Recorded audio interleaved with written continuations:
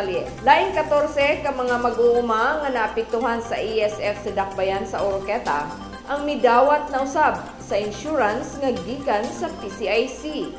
Aniya ang kumplitong detalye.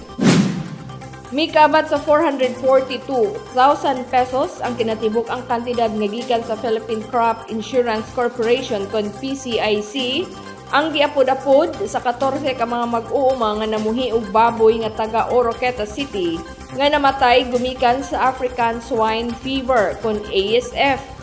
Pinaagi sa buhatan sa PCIC ug ang pag-abag sa LG Oroqueta nga gipanguluhan ni Mayor Lemuel Merrick M. Acosta ug sa CAFO kon City Agriculture and Fisheries Office lead by Sir Noel Piula, midawat ang 14 ka mga mag-uuma sa dakbayan isip ilang financial assistance o tabang kanila tungod sa sakit nga ESF nga miigo sa ilang mga binuhing baboy.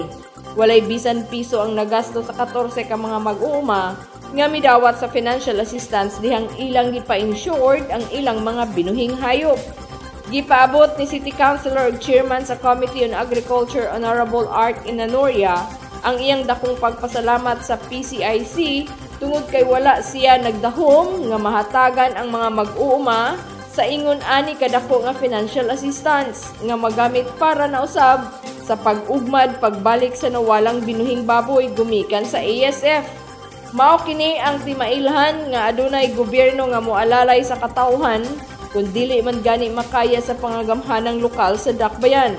Adunay laing ahensya nga motabang sama sa PCIC para sa mga mag-uuma. Mao nga hangyo ni Inanoria nga ipa-insured ang tanan nga mga binuhing hayop, mga tanom bisan lakip na ang baruto sa PCIC pinaagi sa CAFO office aron adunay makuhang tabang pinansyal kung adunay katalagman nga motakboy sa mga pananom, binuhing hayop o sa panagatan. Dili man mahulipan ang tibuok nga nawala apan at least adunay magamit para sa pag-ugmad balik. Giawhag ni Piula ang mga mag-uuma sa dakbayan nga bisan unsa ang awhag sa buhatan sa CAFO kinahanglan nga pagasundon kini sa mga mag-uuma aron sila matabangan. Iya usab gipasalamatan ng PCIC sa ilang pagtabang sa mga mag-uuma sa dakbayan.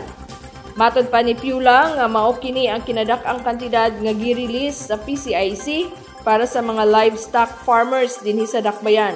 Gikalipay usab ni Piula nga ang mga racer sa dakbayan naingganyo na nga magpa-insured sa ilang mga kahayupan, mga tanom ug uban pa tungod kay nakita na nila nga tinuod ang PCIC nga makahatag kanila sa financial assistance. Gani usa sa mag-uuma ang midawat sa 160,000 pesos sa maong higayon.